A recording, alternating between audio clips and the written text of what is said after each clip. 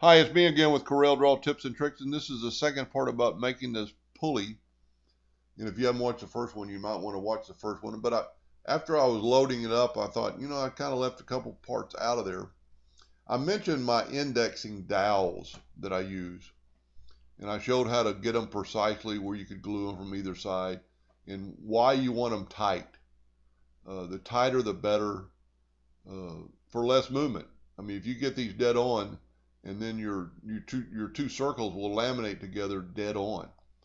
And the part I really left out here is when I sandwich these two together, I make mine really tight, or after I put glue on them, I actually have to hammer it down, tap it down with a hammer, and then I sand off the excess. These have been sanded off, so if you cut your dowels a little bit long, then you can hammer them down and then just sand off the excess. But then I was also thinking, you're going to glue this to a shaft.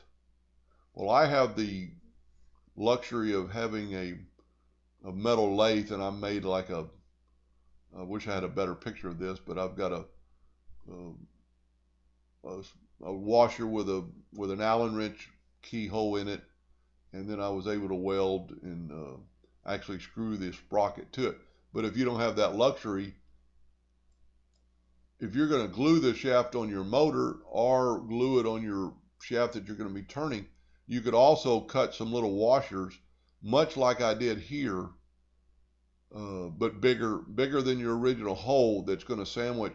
And then that way you've got a more steady surface and more area to glue in it. And in that case, you'd want to use an epoxy because it would adhere to the metal and the wood.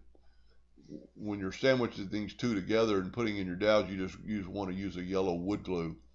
Now, if you really want it to be, uh, well, you wouldn't even really want that. But if you don't want anything to move, you can go to a hobby, and these pictures aren't that good, but you can go to a hobby store like a RC car shop, remote control cars, and buy little bearings and then put little bearings in them. This is what I did for the Ferris wheel. This is what, and if you haven't watched my Ferris wheel video, this is what makes the horses go up and down, is this rubber tire rides up and down kind of like a camshaft.